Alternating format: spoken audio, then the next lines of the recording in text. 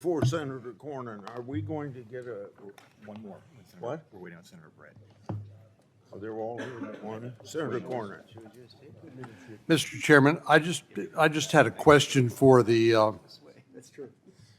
I just had a question for the ranking member. I've heard other people say this, but I heard him say it this morning that the Save America Act will disenfranchise millions of Americans.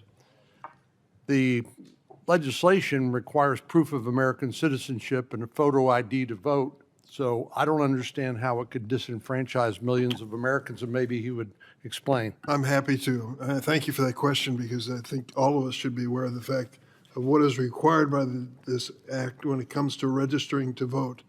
You have to present identification, correct? But your driver's license, which most people use in the course of business every single day, is not acceptable. What is acceptable is a passport. 50% of Americans do not have a passport. Those who want to obtain it so they can vote will pay $186 and wait 3 or 4 weeks for that to happen. Secondly, you can use a birth certificate, but then a person who has changed their name as a result of a marriage or a hyphenated relationship has to find not only their birth certificate, but some correction of it to prove that they're eligible to register to vote. It's estimated that 9% of the voters in America do not have the identification required by this bill. It means ultimately that those people will not be voting. And I think that is the ultimate goal of this administration. One last question. Those are all matters that could be addressed by amendments to the bill itself if we get on the bill, correct? When's the last time we For amended which a I bill? would think there would Mr. be Chair, broad parliamentary support. inquiry. Do we have a quorum present? We do have a quorum, but Thank you. I think we ought to let Lee shortly speak on this. Yeah, Then we'll vote. I'm happy to report to my dear friend and colleague, Senator Durbin from Illinois. You're in luck. We've taken care of that. When you read the bill, what you'll discover is that we've made special accommodation for those who don't have documentation, for those who can't find their birth certificate, maybe their house burned down, maybe their dog ate it, whatever it is.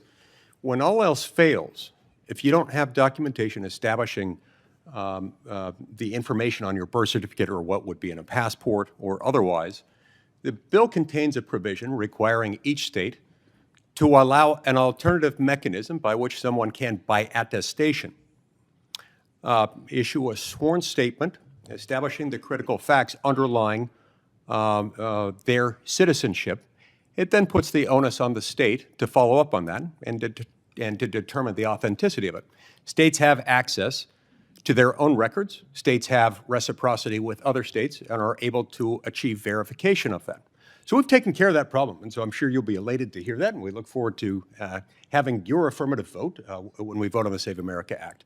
We took great pains to go out of our way to make sure that no American would be left in the dark. Well, this will not cost them a dime, and no one will be excluded if they can't find their documentation. This is such a scourge on American political scene that in the last 20 years, there have been 24 identified cases of non-Americans trying to vote. 24 people in 20 years. And the president said, we won't consider any other legislation until we consider this bill. Okay, we'll now consider